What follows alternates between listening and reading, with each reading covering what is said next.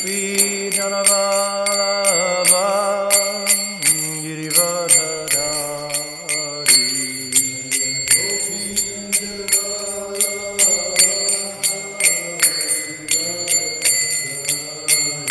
Yashodanandana Brajajanaranjana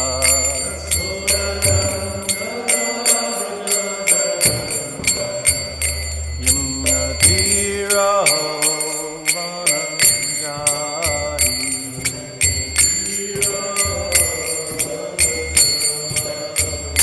Jaya Radha Madhava Kunja Bihari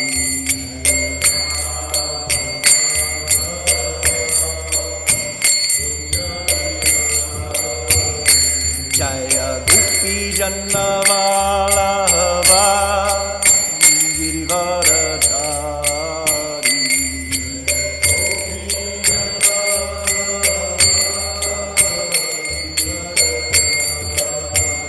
Yashodanandana Brajajanaranjana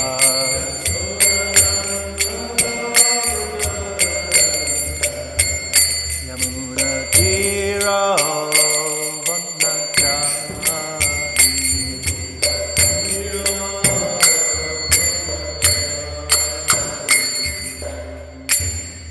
Jai Om Vishnu Pada Paramahamsa Parvajacharya Sutra Sutra Shishi His Divine Grace A.C. Bhaktivedanta Swami Srila Prabhupada Ki Jai Om Vishnu Pada Paramahamsa Parvajacharya Sutra Sutra Shishi His Divine Grace Bhakti Siddhanta Saraswati Maharaj Prabhupada Ki Grantharaj Srimad Bhagavatam Ki Jai.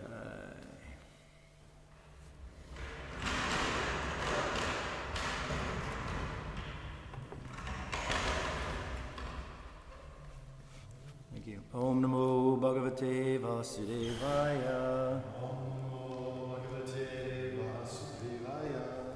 Om Namo Bhagavate Vasudevaya.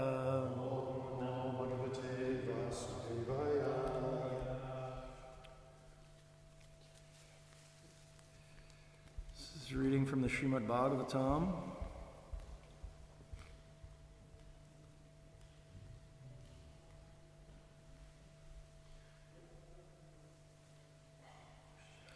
Srimad Bhagavatam, the cream of the Vedic literature, the ripened fruit of the tree of Vedic knowledge.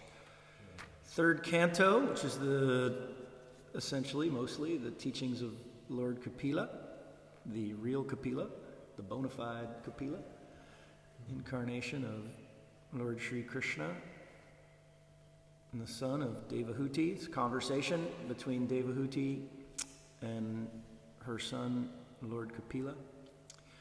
And this is chapter 31, entitled The Movements of the Living Entities, in which Lord Kapila is speaking, but in this verse he's quoting the living entity within the womb who's praying to Krishna. So it's Lord Kapila speaking, but he's quoting the child in the womb.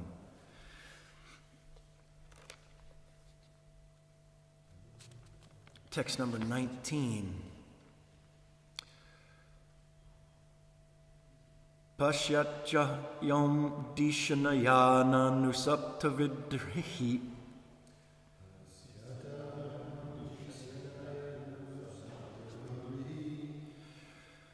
sharirake dhamma sharira paraha swadehe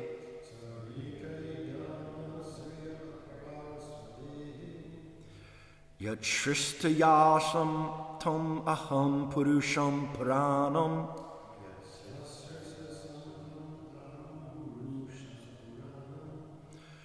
Pasye bahirhiri cha chaityam eva pratitam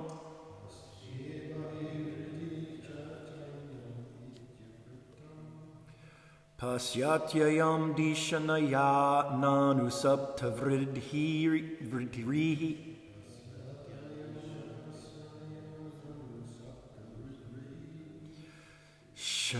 Sharirake dhamma sharira paraha swadehe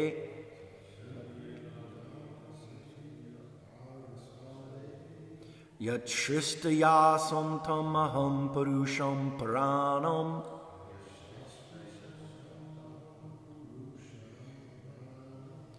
Pashe Bahir Hridicha Chaicham Eva Pratitam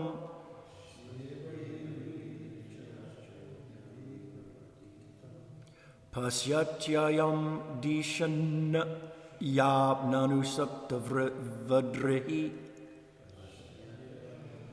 That wasn't very good.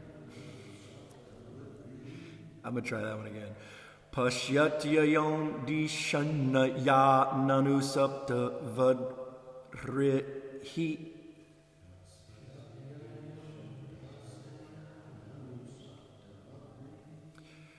Sharirake Dhamma Sharira Paraha Swadehe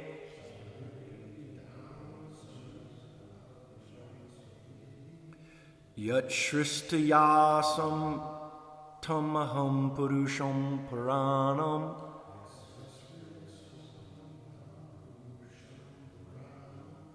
Pashe Bahiridicha Chaicham Eva Pratitam.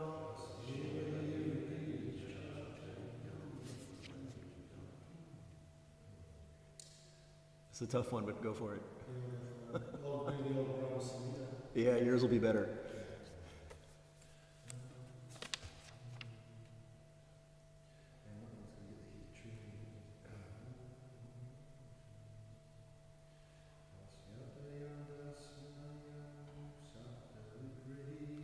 Pasyatrayam Dishanayana Nusapta Vridrihi.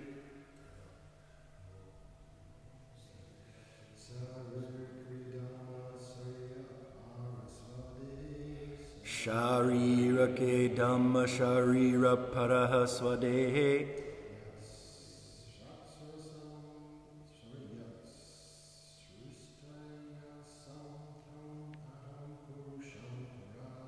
Yat Shristayasam Tamaham Purusham Paranam.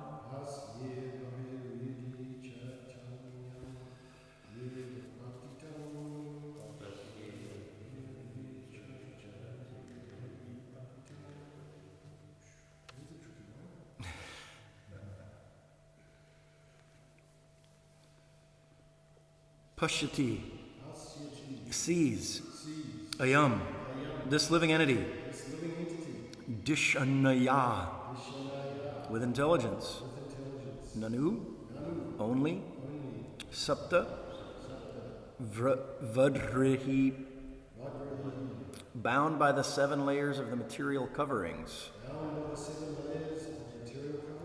sharirake, agreeable and disagreeable sense perceptions. Dhamma shariri, having a body for self-control. Aparaha, another. Swadehe, in his body. Yat, by the Supreme Lord. Shristaya, endowed. Awesome was tam, a him, aham, I, purusham, person, puranam, oldest, pashe, see, bahi, outside, hridi, in the heart, cha, and chaicham, the source of the ego, eva, indeed, pratitam, recognized. Translation by Srila Prabhupada ki jai. The living entity in another type of body sees only by instinct. That means in an animal body, animals see only by instinct. The living entity in another type of body, an animal body, sees only by instinct. He knows only the disagreeable and agreeable sense perceptions of that particular body. Agreeable and disagreeable sense perceptions of that particular body. But I have a body in which I can control my senses and can understand my destination. Again, this is Lord Kapila quoting the baby in the womb. The baby in the womb is talking to Krishna. The baby in the womb is talking to Paramatma in the heart. So I'll just start again. The living entity in another type of body sees only by instinct. He knows only the agreeable and disagreeable sense perceptions of that particular body. But I have a body in which I can control my senses and understand my definite destination. Therefore, I offer my respectful obeisance to the Supreme Personality of Godhead, by whom I have been blessed with this body, and by whose grace I can see him within and without. So the child in the womb is offering prayers to the Supreme Lord. The Bhagavatam tells us this is what actually happens. The consciousness of the baby in the womb is conscious of Krishna in the womb and offers prayers. Where else are you going to find information like this about what the baby's thinking in the womb?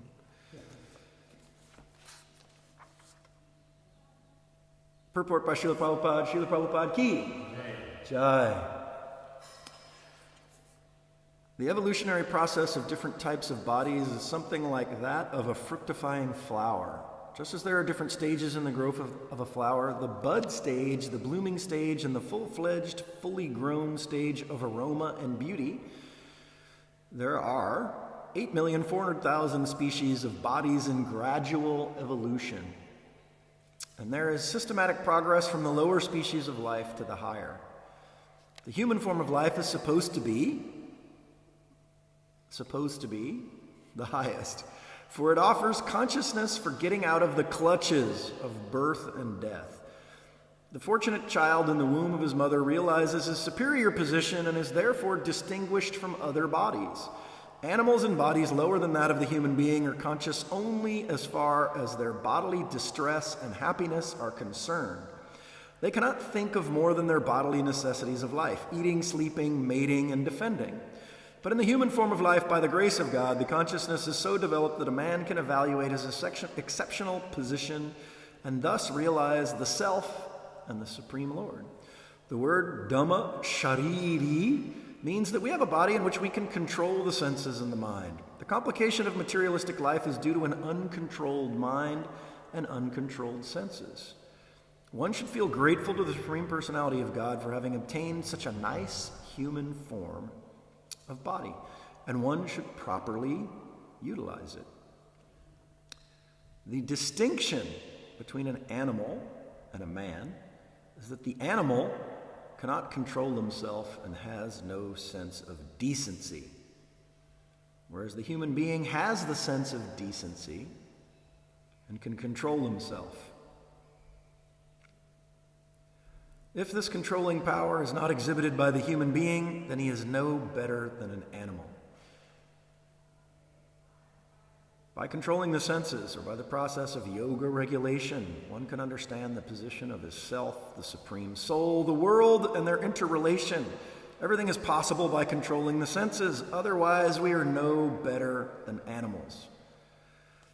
Real self-realization, by means of controlling the senses, is explained herein. One should try to see the Supreme Personality of Godhead and one's own self also. To think oneself the same as the Supreme is not self-realization. I better just read those two lines again. Real self-realization, by means of controlling the senses, is explained herein. One should try to see the Supreme Personality of Godhead and one's own self also, as in that those two things are distinct. To think oneself the same as the Supreme is not self-realization. In other words, you just made a category error. Here it is clearly explained that the Supreme Lord is Anadi or Purana, meaning first or oldest. Anadi means first, Purana means oldest, which mean the same thing in different words. And he has no other cause. The living entity is born, or the Supreme Godhead, of the Supreme Godhead as part and parcel. It is confirmed in the Brahma Samhita, Anadir Adir Govinda. Govinda, the Supreme Person, has no cause. He is unborn. But the living entity is born of him. As confirmed in Bhagavad Gita, Mamai Vamsha. Both the living entity and the Supreme Lord are unborn. But it has to be understood that the supreme cause of the part and parcel is the Supreme Personality of Godhead. Brahma Samhita therefore says that everything has come from the Supreme Personality of Godhead, Sarva Karana Karanam. The Vedanta Sutra confirms this also. Janmadya Sya Yatta. The absolute truth is the original source of everyone's birth.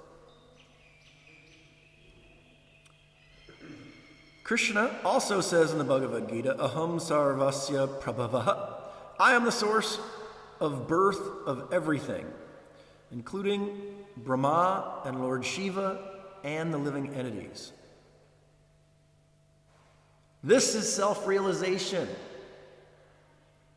One should know that he is under the control of the Supreme Lord and not think that he is fully independent. Otherwise, why should he be put into conditional life? Om Jnana Timirandasya Nananjana Shalakaya Chakshurunmilitam Yena Tasmai Shri Gurave Namaha. Jai Shri Krishna Chaitanya Prabhu Nityananda Shri Advaita Gadadhara Shri Vasari Gaura Bhaktivinoda Hare Krishna Krishna Krishna Hare Hare Hare Rama Rama Rama Hare Hare. I think I forgot earlier. All glories to assembled devotees, Hare Krishna. All glories to assembled devotees, Hare Krishna. All glories to assembled devotees, Hare Krishna. All glories to Shri Guru and Gauranga.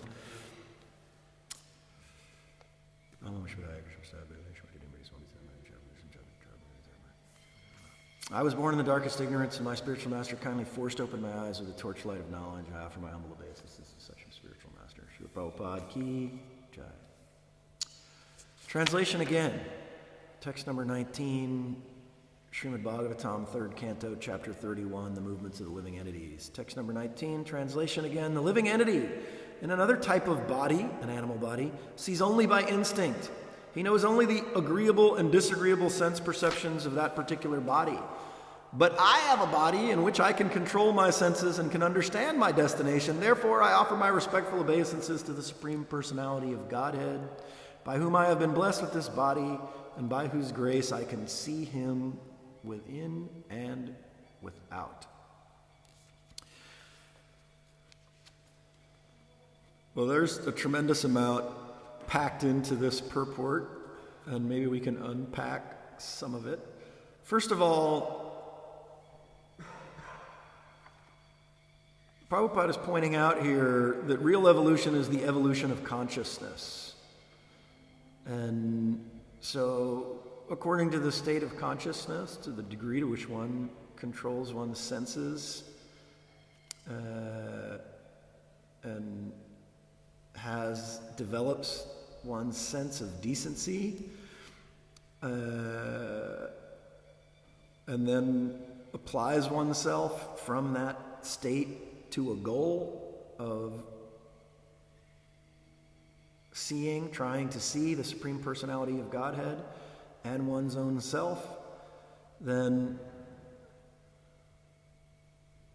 that activity leads one to the evolution of consciousness in different bodies, either material or spiritual. So, Prabhupada says in the Bhagavad Gita that why should Arjuna lament? Basically the Bhagavad Gita, really the instructions of Krishna begin in the 2nd chapter of the Bhagavad Gita, and with the first verse where Krishna actually starts to instruct, as he says, Na tvevaham chatunasam na tvame janadipaha nachaivama navisyama sarvavayam mataparam. Krishna says that never was there a time when I did not exist, nor you, nor all these kings, all the kings on the battlefield, over 1 million, right? Kings on the battlefield from all over the world. Nor in future shall any of us cease to be. And then he goes on and he says, in other words, there is a soul. Yeah? So there is God, and there is a living entity who has a soul, who is an eternal soul, an eternal spirit, and not the temporary body. And then he goes on and he says the very famous verse, Deino Shmin Yata Dehe, Komaram Yovram Jara. So that the living entity passes in this body from boyhood to youth to old age, and similarly the soul passes into another body at death, but a sober, a wise person is not bewildered by such a change, right? So, and then in the purport to that verse, Prabhupada explains that there was no need for Arjuna to lament. That's why Krishna is telling him, all these kings, they're not their body. If you kill them, that's not the end of them, right? So Arjuna's a warrior. His job is killing. He's pretty good at it, isn't he? He's pretty good. You get out of line, Arjuna's going to kill you. Hi, welcome, Hare Krishna. So Arjuna's job is killing. Arjuna's kind of hesitating a minute. I don't know if it always reminds me of that well, it's the other way around, that movie. The nice thing about Krishna consciousness is even ridiculous things that you've encountered in your life that are from a demented materialistic culture will remind you of Krishna. That's what Krishna does when you become a devotee. Everything starts to remind you of Krishna, even things here in Kali Yuga, which are just brain dead. And anyway, I always think of that. I don't know if anybody see the movie Men in Black? That Will Smith reads Bhagavad Gita. His daughter, Will Smith is the main actor in that movie. You guys might not have seen that movie. Did you see that movie? No. Anyway. Will Smith likes the Bhagavad Gita, and his daughter is so into the Bhagavad Gita. I think she's like an older teenager now. And she's become really good friends with John Harrison, who goes back and forth from London and New York and is one of our great kirtaneers. And they make songs together and all kinds of stuff. Will Smith. He's a very, very popular actor. Huge. Anyway, he's in that movie. And there's this scene where he has to shoot some targets or something. And all the other guys around him are shooting, and he's just standing there. And then the guy who's brought him there, the military general or whatever, says his name and says, "What happened?" And he says, "Hesitated." That's his answer. Anyway, that always reminds me of Arjuna. Arjuna, there's Krishna. Everybody's assembled. Krishna's getting ready to watch Arjuna do his stuff, right? And Arjuna doesn't want to do anything, and he's like, "Arjuna." Arjuna goes, "I hesitated." Anyway, so and Prabhupada explains that Krishna says to Arjuna,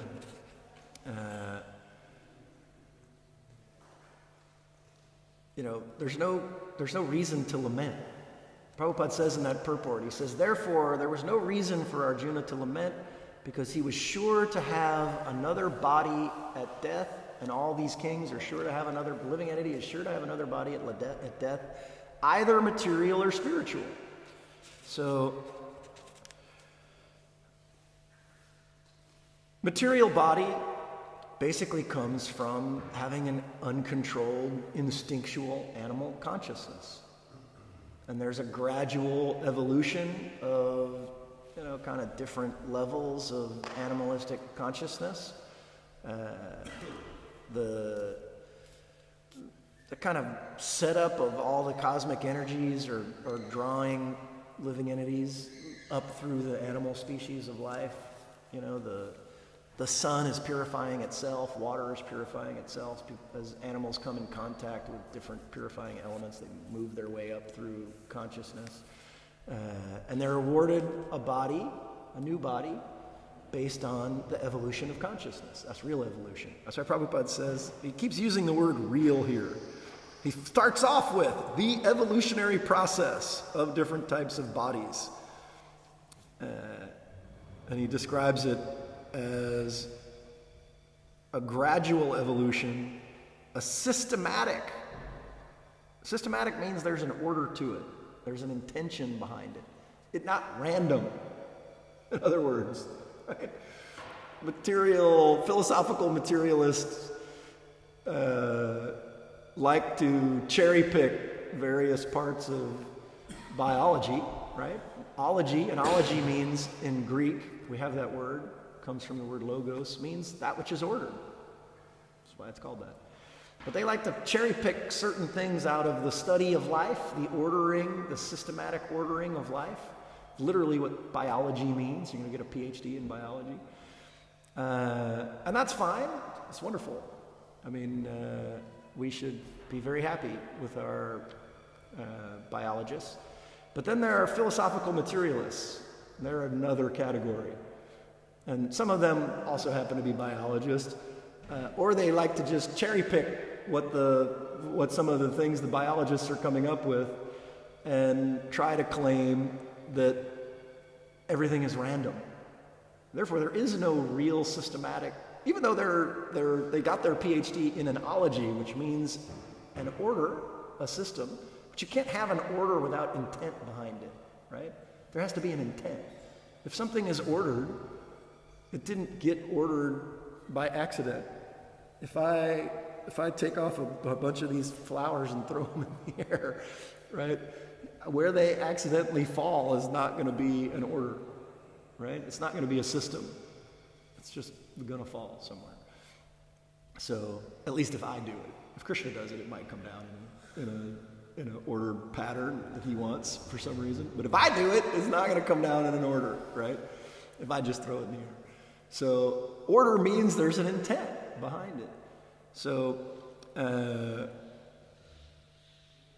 whole idea that evolution is a random process of random mutations is a funny thing, especially at a very broad level of trying to have an explanation. Because what is Prabhupada doing in his purport? He's explaining what the verses of the Bhagavatam say. In other words, it's explanatory. And the whole Bhagavatam it's a Purana. It's the oldest history. So, and history is meant to explain meaningful events of human existence, right? Or universal existence. So it's explanatory.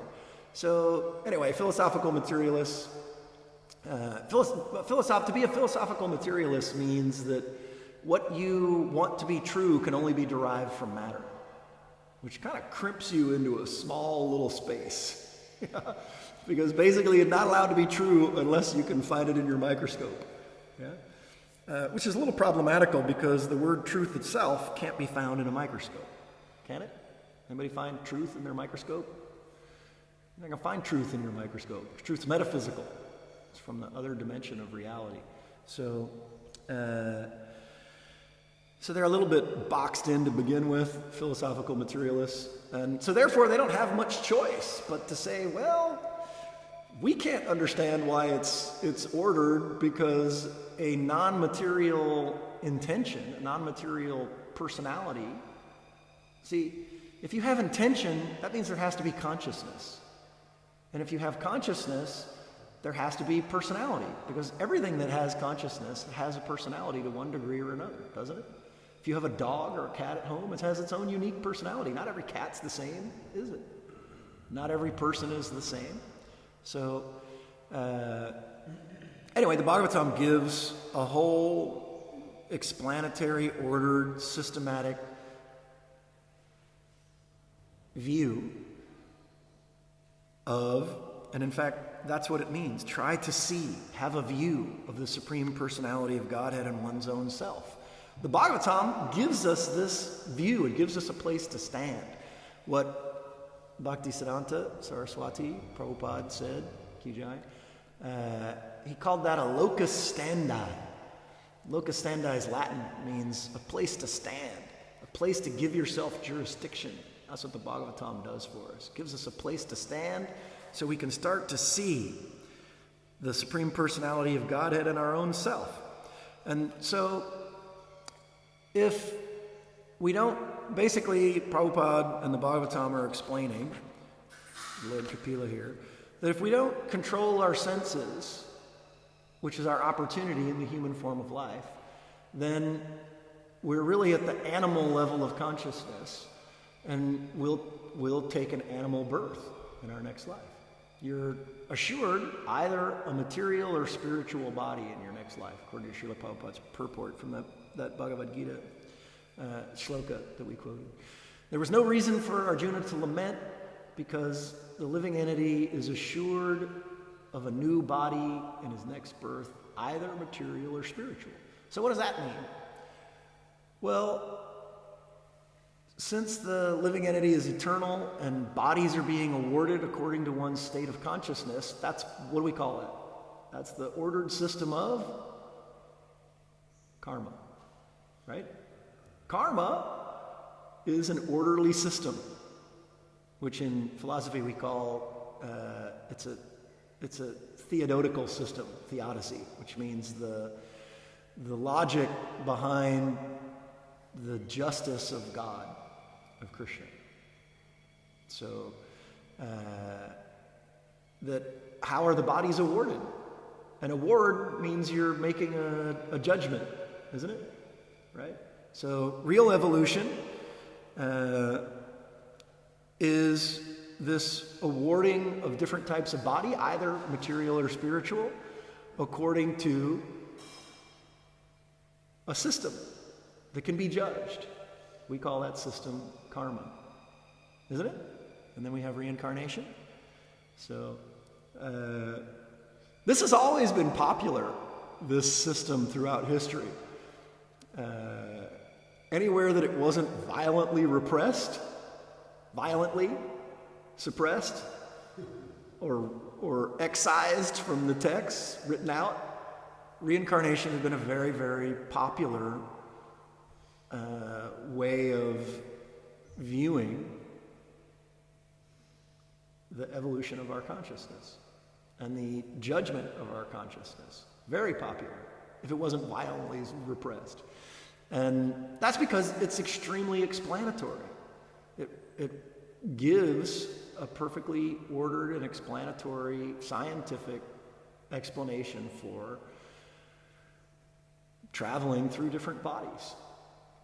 So,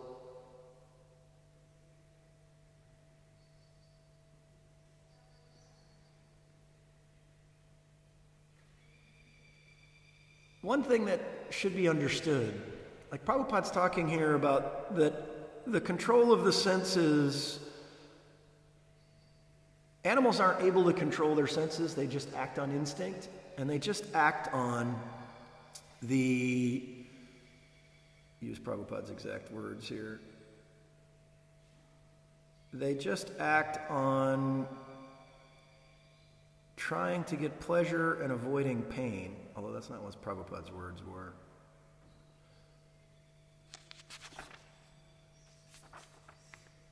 Agreeable and disagreeable sense perceptions is how he translates what the verse says. He knows only the agreeable and disagreeable sense perceptions of that particular body.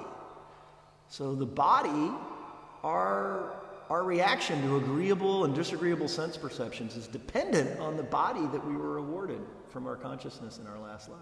Dependent on that. Yeah? There's cause and effect.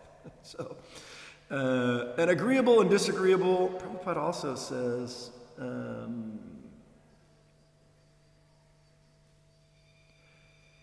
animals in bodies lower than that of the human being are conscious only as far as their bodily distress and happiness are concerned.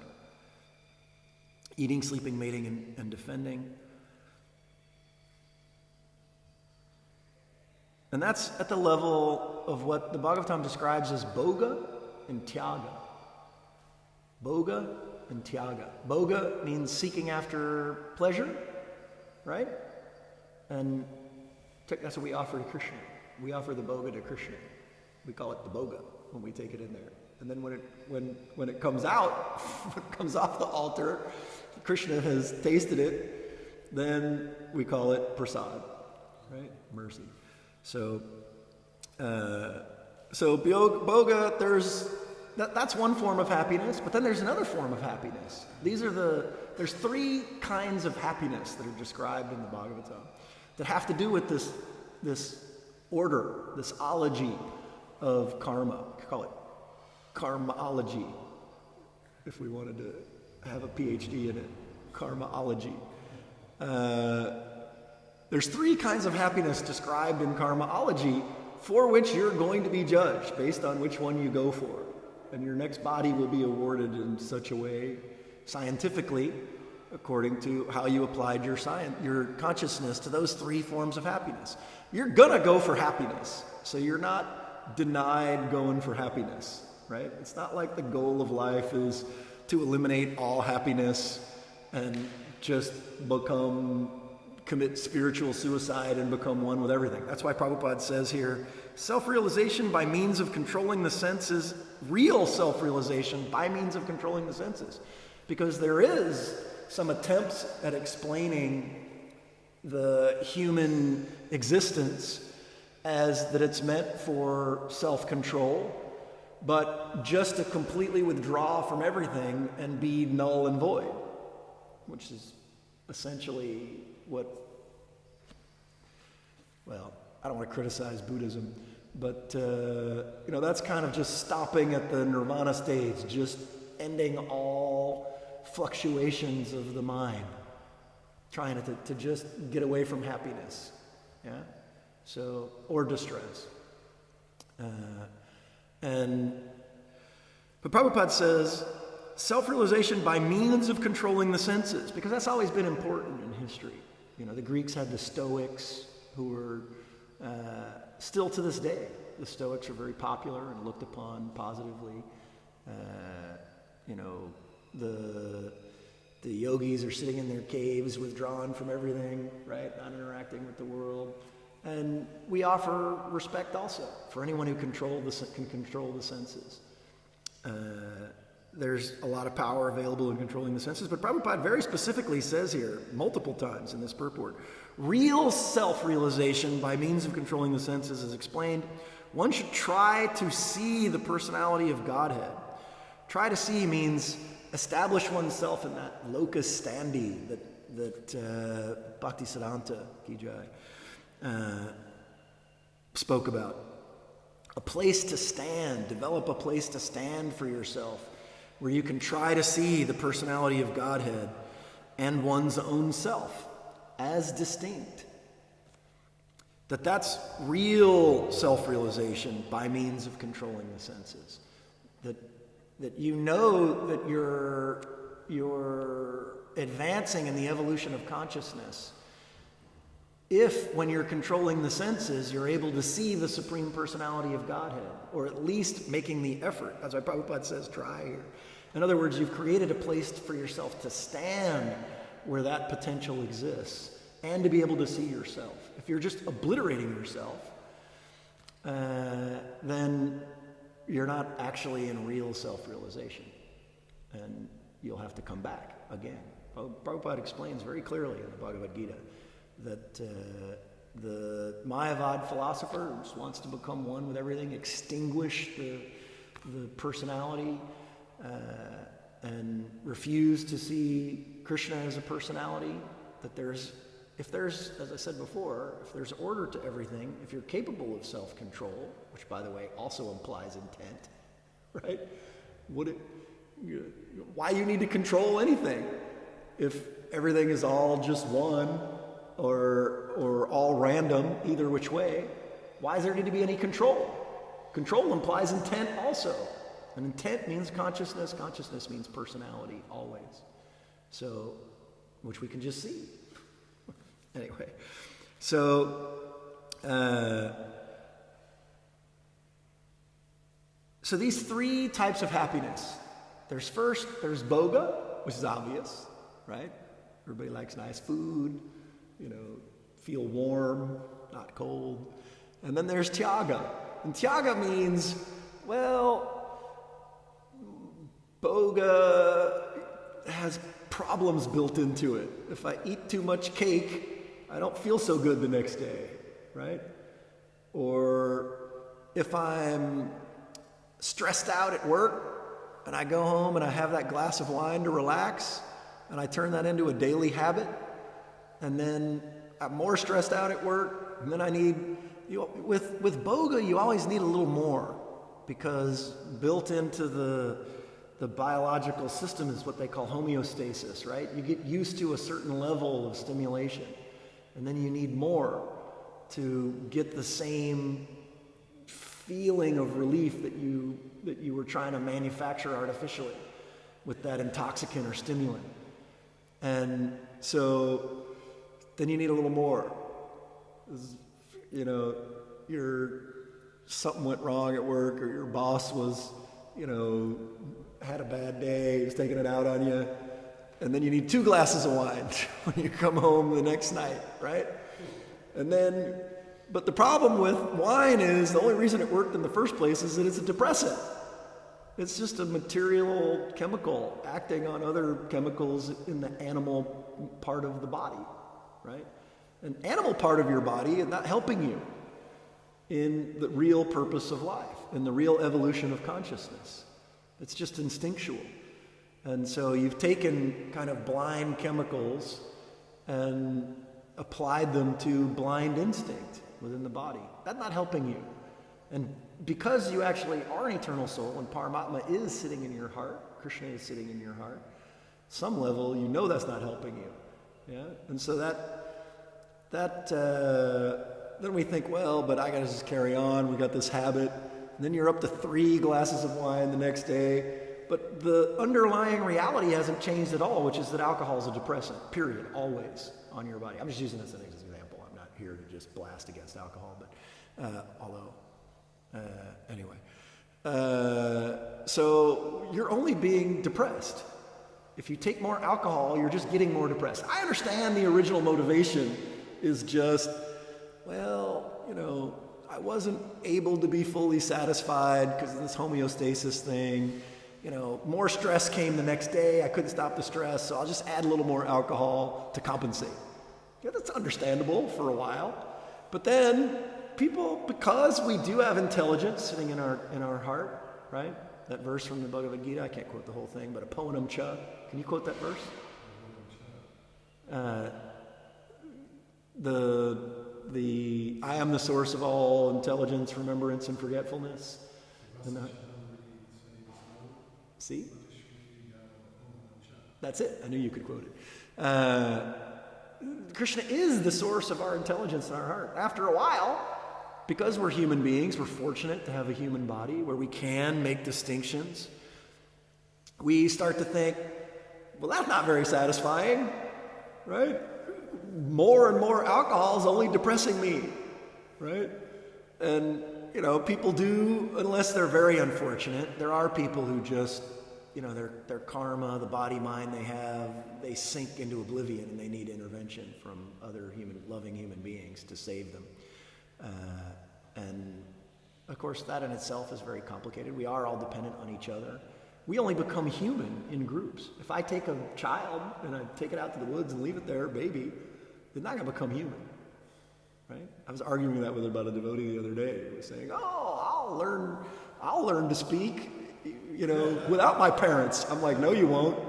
You only become human in groups, period, right? That's what mammal means. Mammal means those who rely on the group to develop to maturity. That's what a mammal is in the biological structure. Right. There's other living entities that, their parents could just kind of get rid of them, and they'll do okay. They'll end up maturing, but not mammals. Mammals are dependent on their parentals, their parents, for a long time before they mature.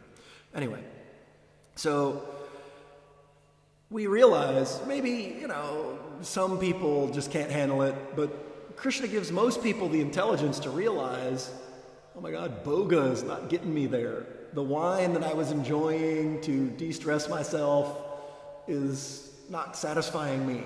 I'm only getting more stress. I'm just getting more depressed. Because we're smart enough to realize, oops, alcohol's a depressant. It's not anything else chemically. That's the only effect it's having on your body. I understand, in a super emergency, people who, aren't chanting Hare Krishna are kind of like, there's a great line, Pride and Prejudice, my favorite books, Jane Austen, Bhakta Jane, Ki Jai, where, Elizabeth, the main character, just read this horribly distressing letter where some rascal, not controlling his senses, is run off with her younger sister, which is a total disaster for her family, and she's in tears. And this guy comes in who's kind of another love interest version of the story, and he says, you're in distress. What's the matter? She's crying. She's kind of super agitated, and she wants to run after her aunt and uncle so that she can immediately return home to her family to try and solve this crisis of her unprotected sister having run off with this guy. Her sister's only 15. And he says, and this other guy, who's a nice guy, it's the hero in the story, he immediately says, no, you stay there, you must sit, let me go, I'll send someone to get your other relatives. And he says, you're so agitated, he says, let me do something for you, can I get you a glass of wine, right? And she says, no. But anyway, the point being that in an emergency, I can get it, right? But as a daily habit, eventually, most people who don't need an intervention, they realize this is not satisfying, right? We experience that about everything. I chose alcohol. I didn't really want to talk about sex, but that's another obvious one, right? No matter how much you indulge in various gratifications, sugar, right? I talked about cake. Right? That's why that famous line, Marie Antoinette from the beginning of the French Revolution, let them eat cake. Why does everybody hate that line? Why? Because cake got no nutrition in it, right? It's just sugar, and the people can't survive on cake, right? So eventually you'll feel bad from boga. It just can't satisfy you. And so then what happens? We switch to the other side of happiness, which is, right, I've seen this boga, it's not good enough, it won't satisfy me.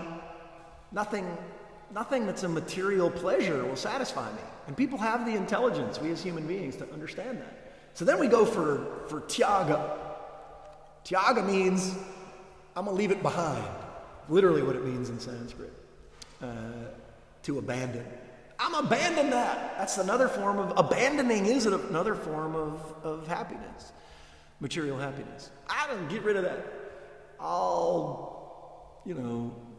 not drink alcohol, which is intelligent actually, or I've had so many relationships that didn't work out. It was great in the beginning. The romance, the sheer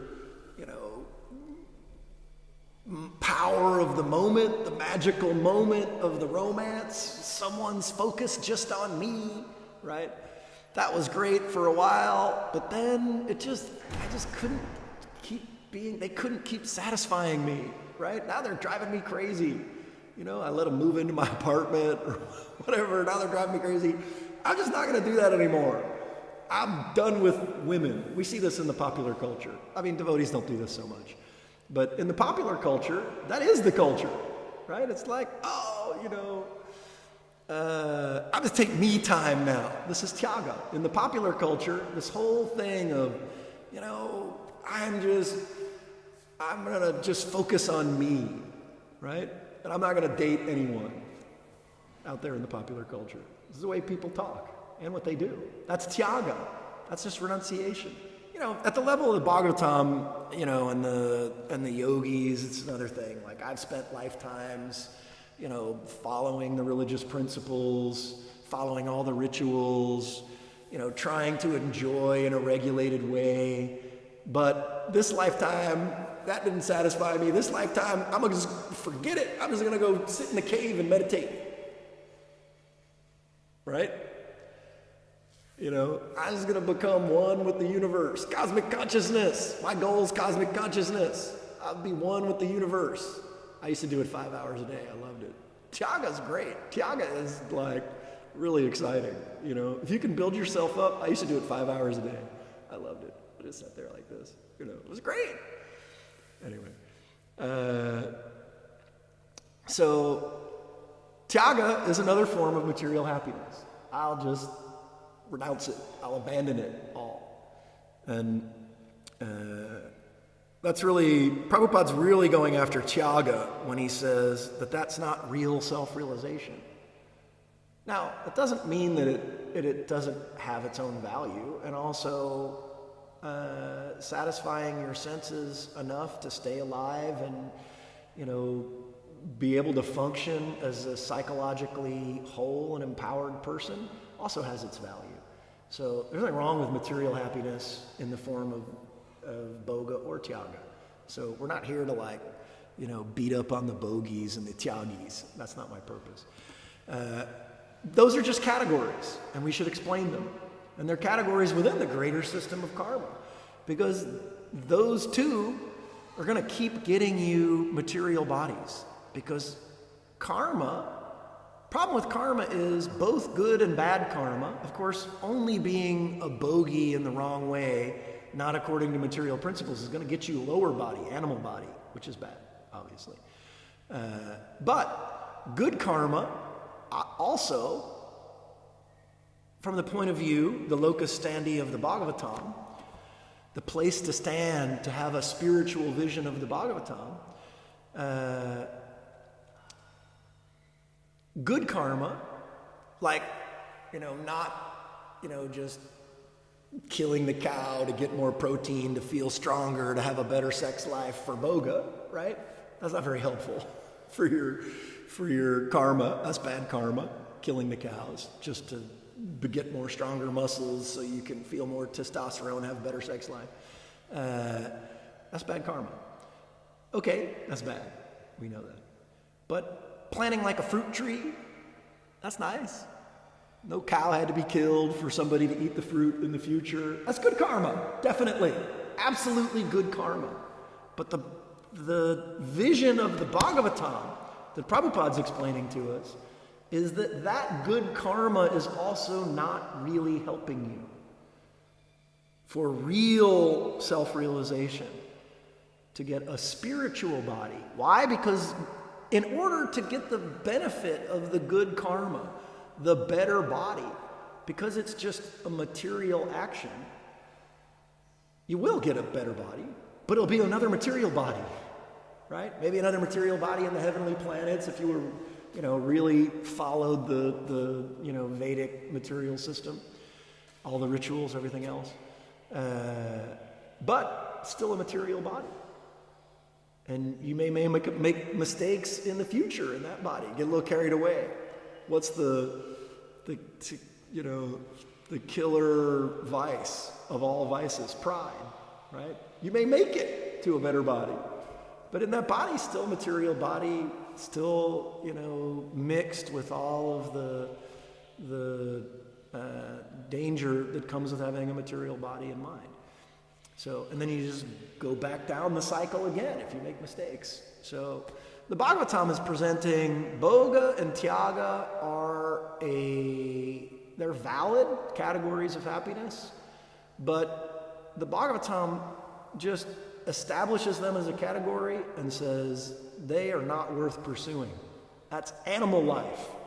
You may be a royal version of the animals. You may think you have a more sophisticated version, like the people who, you see people when they say somebody who's like kind of a beer drinker. You got like the homeless people drinking the hardcore, cheap, super strong alcohol, where they get, it's you have to drink too much beer to get enough alcohol to get over that higher and higher threshold, right? So the homeless people, they go for like the real strong, cheap stuff, that hasn't been, nobody's had to massage it at all. It's just comes straight out super strong, and they go for that, right? But then there's like the beer drinkers, and they have their own way of talking about their little culture of beer drinking, and it seems to them that's what everybody's after, this kind of level of sharing with their buddies and their friends, their level of sophistication about it. But then if you say somebody's like a big beer drinker, and then they start a business, maybe their business becomes real successful, they get a lot more money, their level of education really hasn't changed, but they decide they're going to give up on that kind of lower level beer drinking, and they're going to go for wine, right? Because wine is supposed to be more sophisticated. It's all this more fancy language talking about it, right? Now they're drinking the wines. Everybody wants to be sophisticated. So we may have that. You may have the royal version of the animals where you just have a little more sophisticated version of Boga, right? And in Kali Yuga especially, the whole world turns upside down. Real spiritual goals practically totally eliminated from the conversation. And you see all these people, they become incredibly wealthy. What do? They sit around, they go to, fancy restaurants, eat abominable foods, and, have pretend sophisticated conversations about depressants that are doing nothing to their body but depressing them. They may even know that, right? They may be smart enough to know that the alcohol is just depressing me, but the subtle pleasure of talking about the alcohol in a sophisticated way, makes them feel better. Still, the Bhagavatam just says, well, that's royal version of animal life, no matter how sophisticated it is.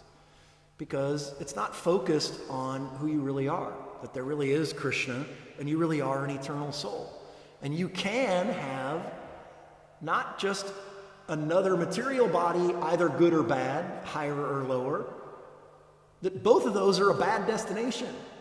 If you plant the fruit tree, which is good karma, which is good, from the point of view of the Bhagavatam, you're still just acting at the animal level. Maybe royal version of the animal, which is better than, just in the gutter version. But the Bhagavatam says, hey, actually there's a spiritual body on offer. And that's the third kind of happiness in the ordering of the karmic system. That's called... So good karma and bad karma both come from activities, right? And either good material activities or bad material activities. But in the karmic system, in the theodicy, the explanatory system of divine justice, if you have activities that are themselves spiritual, which means that they're connected. The word yoga, bhakti yoga, as we're doing here, literally means to connect. So that's why bhakti yoga is exciting. Science of self-realization is because if your activities are connected to Krishna, who has a spiritual body, then you can have a spiritual body. What your activities are building you your next body, but instead of it just being a better material body, which is what good material karma gets you, the word for spiritual activities is called akarma, not karma, which is a good thing to remember, because we can realize, oh, good karma is not my goal. My goal is akarma, and that's like the opposite. Anytime we put an in something, like agnostic, not knowing, atheist, not being a theist, being an atheist, means not. So what we're actually after is not karma. Because what does karma mean? Karma means samsara. It means endless repetition of material bodies, right? And that's not the goal. That's not real self. No matter how self-controlled you are with your material body, trying to have cosmic consciousness with your material body, right? You may be, to some degree a transcendentalist if you ultimately come to the conclusion with all your self-control that you're not the material body. That's good. That's helpful. You may see the light of God, the Brahma Jyoti. That's nice. But that's not the end destination. Real self-realization is having a place to stand, which requires the mercy of someone else who has it. So there's also the three types of realization, which is the Brahma Jyoti, Brahman realization. Well, there is a oneness to everything. And then Paramatma in the heart. The yogis are meditating on the form of Lord Vishnu as Paramatma in the heart. Ultimately, that's what they see. They actually see Lord Vishnu. That may take a lot of lifetimes, but it happens. And either of those two you can do on your own, just through self-control, eventually. Might take a long time, might take a lot of lifetimes, but you can do it. The difference with Krishna consciousness and bhakti yoga The connection to Krishna and bhakti, the yoga system as bhakti, is that you can't get bhakti on your own. Bhagavan realization, Bhagavan means Krishna, it's the Bhagavad Gita, it's the Srimad Bhagavatam. Bhagavan realization, you can't get on your own. You have to get it from somebody who already has it. So, because you can't stand in a material, you can't have a material place to stand, a material jurisdiction, and succeed at bhakti. So, it's beneficial to be in the mode of goodness and be generating good karma. Absolutely, it's beneficial. But really, bhakti means a relationship.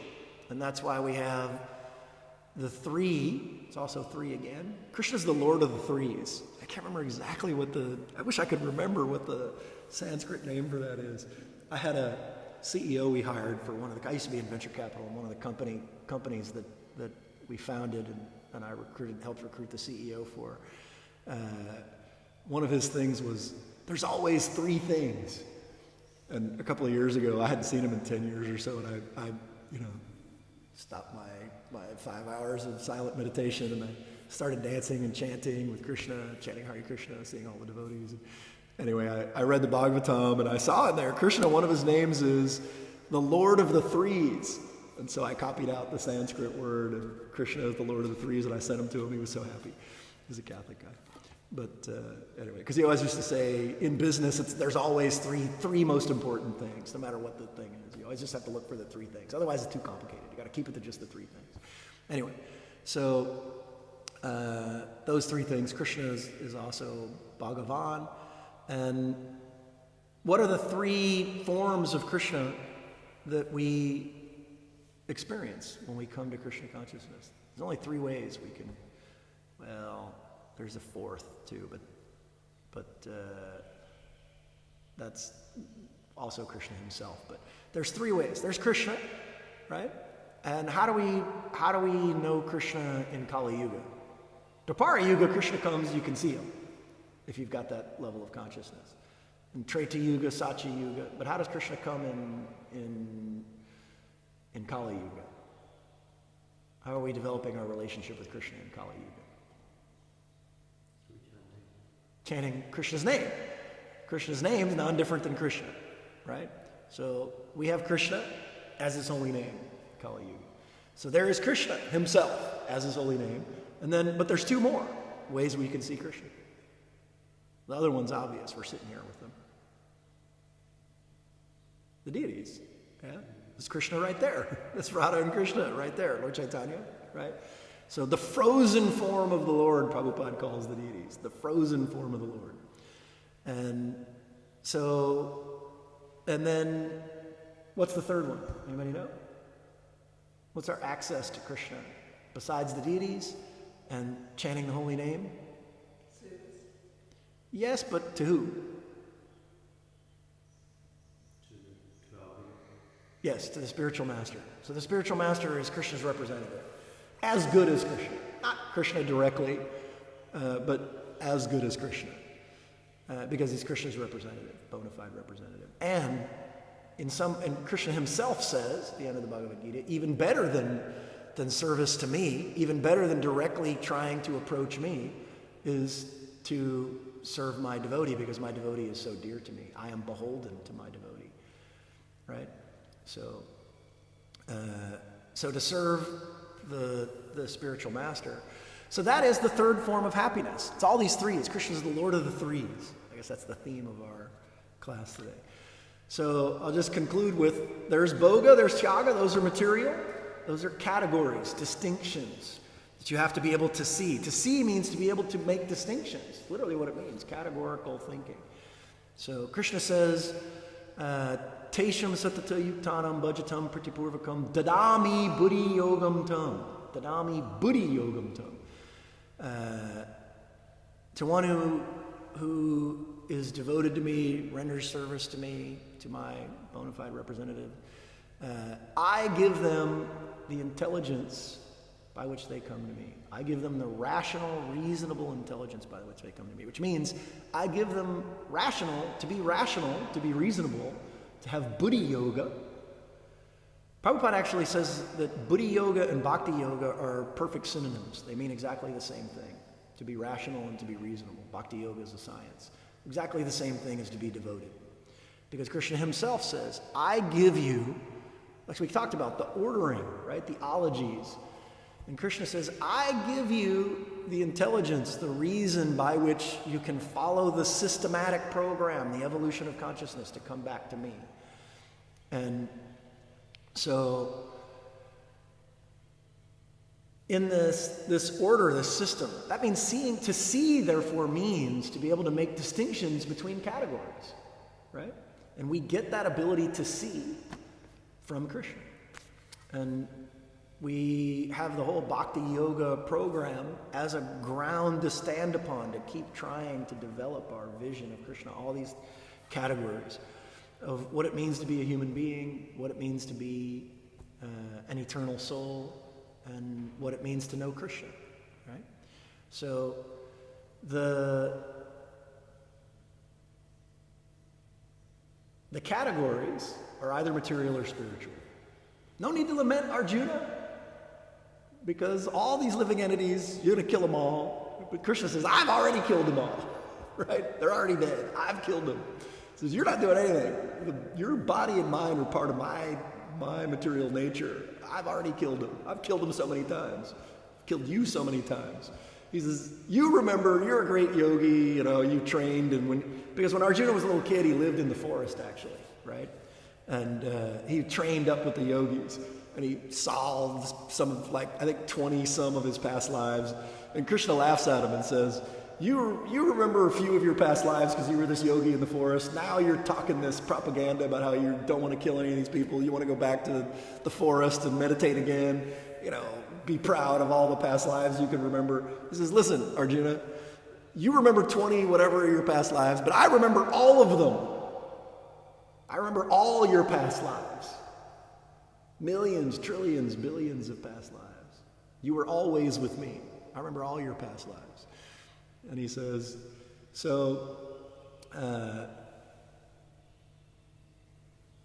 Prabhupada then says in that purport, there's no reason to lament, because you're guaranteed either another material body or a spiritual body. But where's the spiritual body come from in the system? It's not from Bhoga and Tyaga. Those are material body forms of happiness. And it is our purpose to be happy, right? It's not like Krishna sends us here to be void and nothing. That would be weird, right? We're not sent here to commit spiritual suicide. We're sent here to be happy, pursue happiness, either materially or spiritually. And one is more intelligent, one is less intelligent, because there's a gradation. Gradual evolution means there's a gradation, right? And so that means gradation always means higher, lower, better, worse. There's categories, and you can gain a place to stand.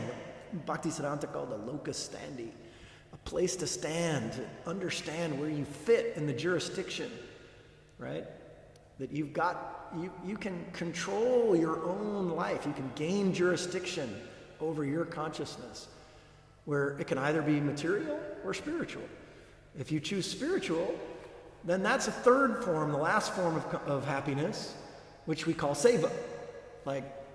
The devotees are smarter than me. They don't have to take an hour to explain all this. They just go right for it. Service! So seva, these are the three forms of happiness: bhoga, tyaga, and seva. And bhoga and tyaga, for instance, material technology is nice. I got the phone here. That's great. That's nice. I go to the dentist. I'm happy, right? It's great. I'm all for it. But the Bhagavatam doesn't bother with any of that. The Bhagavatam just views that as a low happiness goal. The high happiness goal is seva. That seva gives you a locus standi. It gives you jurisdiction over your life, a place to stand and be judged that is higher, that's more beneficial. because you're going to have to stand somewhere, right? And you're going to get judged. The system's going on, isn't it? We don't know how we got in this body. The Bhagavatam actually gives us some explanation of what happens in the womb, which is exciting. Nice to know. But we don't know where we're going to go. As Damrita Swami said when he was here a couple of weeks ago, we're sandwiched between forgetfulness in the womb. We don't remember our past lives in the womb, but we're praying to Krishna. Oh my God, this is horrible. Please get me out of here. Right? That's what all these verses are about right now. And then we come out of the womb, and then Maya, all this Bhoga and Tyaga gets us, and we spend a life trying to become more sophisticated with all that. And we don't remember what our past lives were. And also we don't know what's going to happen to us at death, even materially, unless we get information from the Vedas. And we don't know what's going to happen to us at death. So we're sandwiched between forgetfulness and ignorance. We have this short life sandwiched between forgetfulness and ignorance. And if we just go for Bhoga and Tyaga, animalistic life of instinct, maybe we'll have some sophisticated version of it. But that's not the higher place to stand. So the whole Bhagavatam, the Vedic literature as distilled by the parampara, by the sages coming down in a line of disciplic succession, have given us this magnificent order, this magnificent process of bhakti yoga, where if we participate in it at any level, we're directly connecting with those who know Bhagavan, who know Krishna, by studying their realizations and the information presented in the Bhagavatam, which actually gives us a relationship with them. Bhakti yoga, everything's based on relationship, not just a sophistication of material things, but directly on a relationship, a connection with Krishna and those who are very dear to Krishna. And that is what allows us to have the happiness of the realization that we're building a karma. Our activities are a karma. Very good thing to remember. That we're not after good karma, we're after not karma. Because karma refers to another material body, higher or lower. And akarma refers to that spiritual body. That there's no reason to lament because you're guaranteed either another material or spiritual body in your next life because the soul is eternal. Never was there a time when I did not exist, nor you. And so therefore, we have all the nectar, isn't it? Right? Like Krishna consciousness, you come here in the festivals, the Krishna is so attractive, the devotees are chanting Krishna's name, you just feel ecstatic, right? You get all the nectar. And you don't have to be, the nectar is just, if you make the effort to have spiritual activities, then that bliss, that ananda, that realization that Satchit Ananda is coming in connection with Satchit Ananda Vigraha, Krishna has a spiritual body, then that expectation is higher than any expectation of trying to be materially satisfied. And we have uncounted lifetimes of not being satisfied by higher and lower material gratification, right? We know it's not going to satisfy us. But once we start in on seva, on spiritual activities, service, especially to Krishna directly, but especially to one who is very dear to Krishna, then our expectation of our possibility of our life enters into a whole nother level, because we get so much reciprocation for spiritual activities, akarma. Puts us into just a completely different place. It doesn't look any different. We still eat. We still, even to some degree, defend. And even though devotees are supposed to be surrendered, whatever Krishna wants, right? Still there's a little defending. That's all right.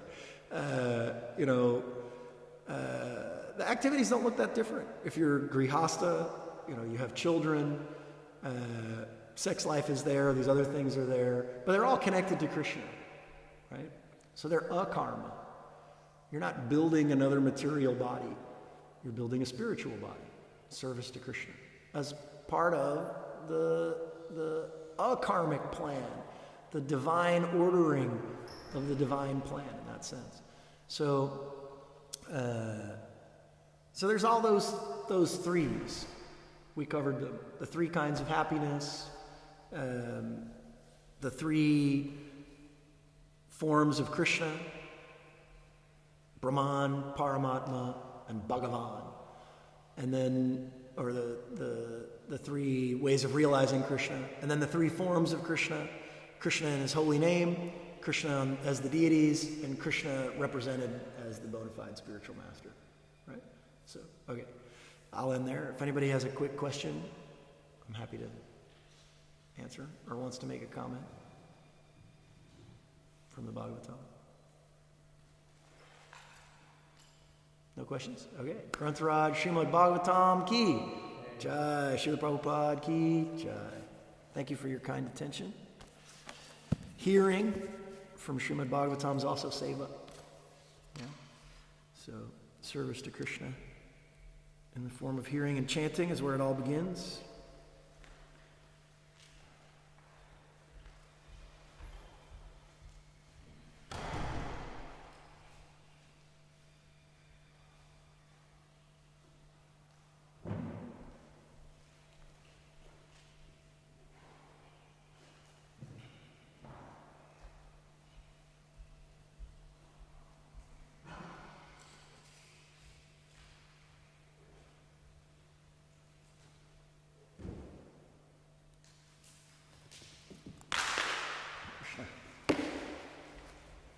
Thank you.